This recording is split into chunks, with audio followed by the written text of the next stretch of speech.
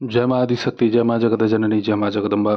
आज से श्रावण मास का शुभारंभ हो चुका है और यह श्रावण मास भगवान शिव के भक्तों के लिए वरद स्वरूप माना जाता है।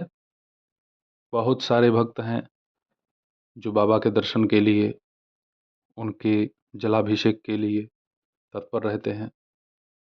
जैसे रामचरितमानस के अंतर्गत सुंदरकांड है और सुंदरकांड को रामायण का हृदय कहा जाता है, ठीक उसी प्रकार हमारे यहाँ जो ये 12 मास है, इन 12 मासों में श्रावण जो है सभी मासों में श्रेष्ठ है।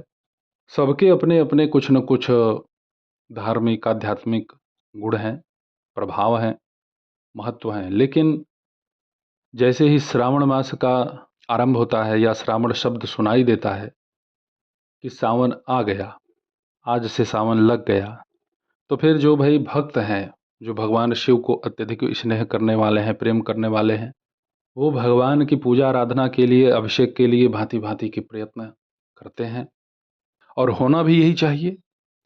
भगवान शिव को प्रसन्न करने के लिए, माँ पार्वती को प्रसन्न करने के लिए साधक को अनेकों यत्न करने भी चाहिए। उनकी कृपा यदि साधक के ऊपर हो जाए तो फिर पूछना ही क्या है। जितने भी तंत्र मंत्र यंत्र हैं, सभी भगवान शिव और माता पार्वती के ही द्वारा प्रकाशमान है और इसीलिए तो इनके भक्तों की संख्या अन्य देवी देवताओं की अपेक्षा बहुत ही ज़्यादा है। नियम से यदि आप साधना करते हैं तो भी ठीक, नियम में किसी भी प्रकार की यदि आपसे कोई त्रुटि हो जाए, कोई चूक हो जाए तो भी ठीक। भगवान शिव आपको किसी भी प्रकार का कष्ट या दंड नहीं देंगे। बस हमारा कर्म, हमारे जो विचार हैं, वह अपने लिए, अपने परिवार के लिए, समाज के लिए उत्तम होने चाहिए। श्रावण मास का शुभारंभ हो चुका है। अब इसमें हम आपको एक प्रयोग बतला देते हैं जिससे भगवान शिव की प्रसन्नता आपके ऊपर शीघ्र अतिशीघ्र बने। और यदि आप नित्य श्रावण मास और भाद्रपद मास तक भगवान शिव के जिस प्रयोग को मैं आप सभी लोगों को बतलाऊंगा, यदि उससे दूध से, फलों के रस से, गाय के दूध से, गंगा जल से या सभी को मिश्रित करके थोड़ा थोड़ा आप अगर अभिषेक करते हैं नित्य, और सामर्थ्य भाई उतनी नहीं है तो केवल जो अपने घर का पेय जल है जिसको आप पीते हैं उसी से आप करिए, तो भी भगवान शिव की विशेष प्रसन्नता आपके ऊपर बनेगी। अच्छा, आप जान लीजिए भैया कि हम प्रयोग क्या देंगे आप सभी लोगों को भगवान शिव का। भगवान शिव का अष्टोत्तर शतनाम स्तोत्र, यह बड़ा प्रभावशाली है। इसे यदि आप 3 पाठ करते हैं नित्य और भगवान शिव के शिवलिंग का अभिषेक करते हैं अपने ही माध्यम से, इसका पाठ करते जाइए, अभिषेक करते जाइए और 3 पाठ संपन्न कर दीजिए। भगवान शिव के अष्टोत्तर शतनाम स्तोत्र का प्रभाव यह है कि इससे यदि आप एक बार एक दिन में अभिषेक करते हैं भगवान शिव का, तो इससे आपको 3 रुद्राभिषेक का लाभ मिलेगा। भगवान शिव की कृपा बड़ी ही चमत्कारिक है। भगवान शिव की कृपा यदि उपासक साधक के ऊपर हो जाए ना, तो बचता ही कुछ नहीं है जो उसे ना मिले। कुछ लोग गुरु के लिए परेशान हैं, कुछ लोग इष्ट प्राप्ति के लिए परेशान हैं, कुछ लोग वर प्राप्ति के लिए परेशान हैं, अर्थात अपनी हजारों मनोकामनाओं को अपने मन में रखे हुए हैं।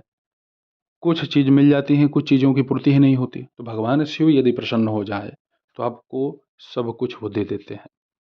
भगवान शिव के अष्टोत्तर शतनाम स्तोत्र का आप अपने घर में या निकट के किसी शिवालय में पाठ कर सकते हैं। इसके पाठ से आपको किसी प्रकार की कोई समस्या नहीं होगी, समस्या है तो उसका समाधान होगा।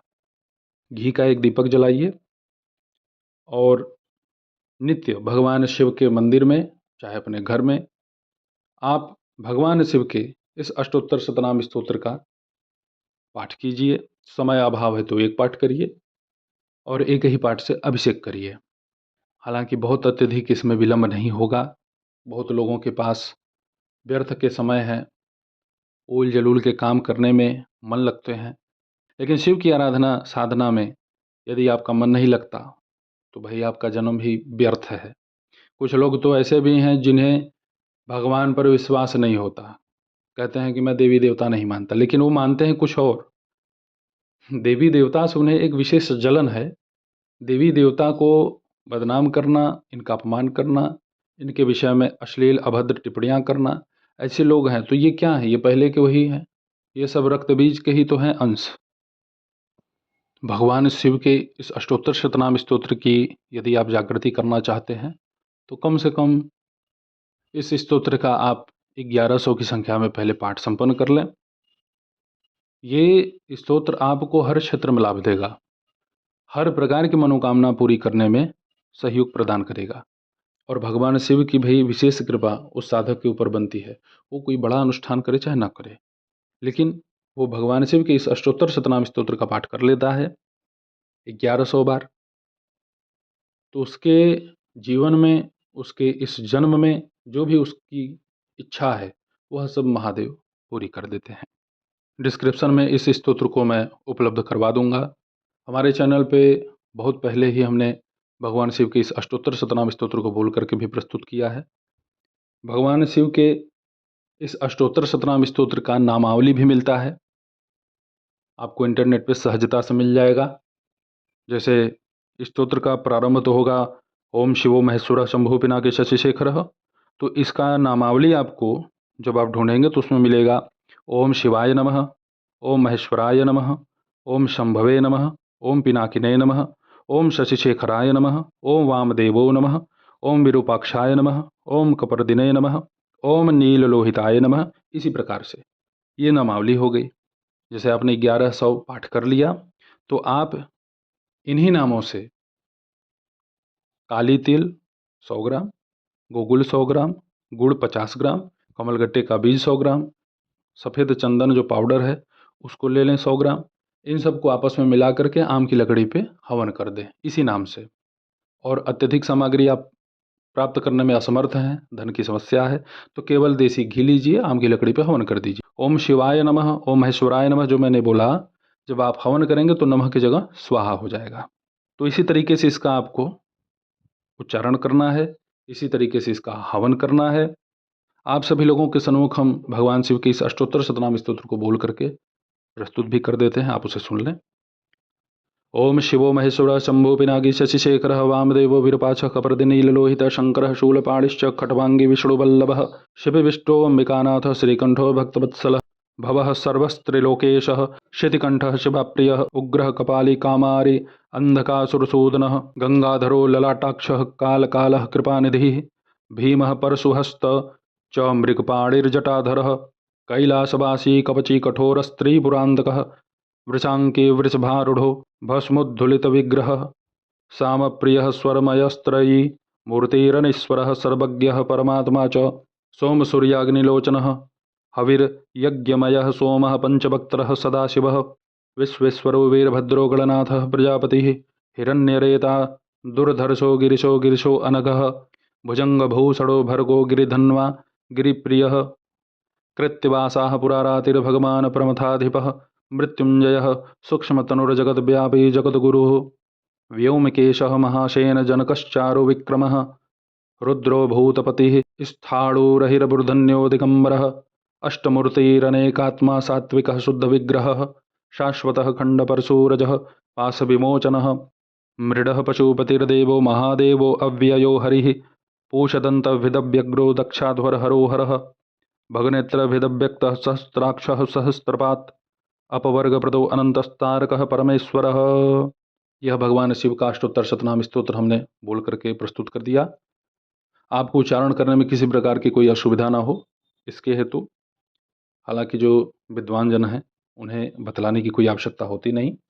इस स्तोत्र का पाठ अपने संकल्प के अनुसार करें। नित्य आप इस अष्टोत्तर शतनाम स्तोत्र का 11 पाठ, 21 पाठ, 51 पाठ कर सकते हैं, जैसा आपके पास समय हो। भगवान शिव और माता पार्वती की पूर्ण कृपा उपासक के ऊपर बनती है। इस स्तोत्र का पाठ करने के पहले गुरु, गणपति, माँ पार्वती, भगवान कार्तिकेय, नंदी और समस्त शिवगणों को मन ही मन आप प्रणाम करें। उसके बाद भगवान शिव के इस अष्टोत्तर शतनाम स्तोत्र का पाठ प्रारंभ करें। कोश का आसन सर्वोपयोगी होता है, आपको कोश के आसन पर ही बैठना है। इस स्तोत्र का पाठ आप अपने घर में करना चाहते हैं तो भी ठीक है, शिव मंदिर में करना चाहते हैं तो भी ठीक है। माता की कृपा से भगवान शिव की कृपा से सभी मनोकामना आपकी पूरी होगी। इस श्रावण के महीने में आप भगवान शिव के अष्टोत्तर शतनाम स्तोत्र का नित्य पाठ कीजिए और इसी से अभिषेक भी कीजिए भगवान शिव का। बड़ा ही उत्तम लाभ आपको होगा, शीघ्र लाभ होगा। हर प्रकार की आपकी मनोकामना भगवान शिव पूर्ण कर देंगे। तो ऐसे ही आप सभी लोगों की सेवा में मैं उपस्थित होता रहूँगा दिव्य विषयों के साथ। तब तक आप सभी अपना ध्यान रखें, सुखी रहें, स्वस्थ रहें। जय माता दी, हर हर महादेव।